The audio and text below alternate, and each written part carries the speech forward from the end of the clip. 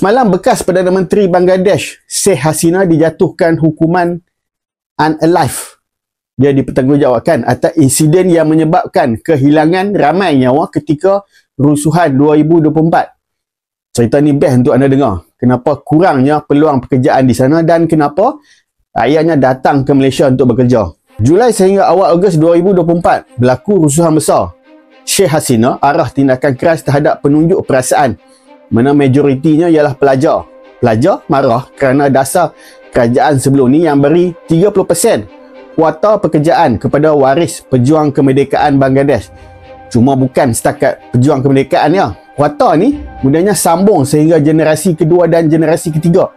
Tapi rakyat Bangladesh kata hakikatnya 70%. Kerana rasuah, kroni adik-beradik dan waris palsu. Pada tahun 1971, Bangladesh merdeka daripada Pakistan. Atas penghargaan, kerajaan tetapkan dasar 30% kuota pekerjaan kerajaan beri kepada pejuang. Dan kuota ni sambung kepada wanita, minoriti, OKU dan kawasan pendalaman. Bila dicampur, lebih separuh daripada kuota kerja-kerjaan ni bukan merit. Masuk 1991 sehingga 2000, graduan makin ramai tapi jawatan kerajaan terhad. Orang yang berpendidikan rendah dapat jawatan tinggi. Graduan yang lagi layak menganggur. Masuk temuduga tak dapat tapi orang yang tak habis sekolah dapat jawatan tetap. Macam yang saya sebut sebelum ni. Ia kemudiannya sambung kepada anak dan generasi ketiga pejuang kemerdekaan. Tekanan meningkat. 2018 tunjuk perasaan bermula. Lebih 50,000 turun ke jalan pada minggu pertama dan ratusan ribu pada kemuncak protes. Kerajaan Hasina umum batalkan kuota dan protes berhenti. Tapi rakyat Bangladesh sebut ini cuma wayang, tiada pelaksanaan sebenar. Tapi muncul isu baru, iaitu waris kemerdekaan tak puas hati kerajaan batalkan dasar tu. Mereka filekan writ petition pada tahun 2021 untuk pulihkan kuota. 5 Jun 2024, Mahkamah Tinggi memutuskan kuota 30% dipulihkan. Negara huru-hara.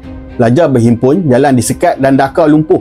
Kerajaan Hasina kemudiannya mengarahkan internet dipotong, tentera dikerahkan. Mereka guna peralatan yang tak sepatutnya digunakan kepada orang awam. Ribuan ditangkap, lebih 1,000 sehingga 1,400 orang dilaporkan hilang nyawa dalam kecauan itu. Majoritinya pelajar. Sampai satu tahap, tentera menolak arahan Hasina. Bangunan kerajaan jatuh ke tangan penunjuk perasaan. Dan pada 5 Ogos 2024, Sheikh Hasina melarikan diri ke India. Tribunal Khas mendakwa bekas Perdana Menteri atas kesalahan besar melibatkan hak asasi.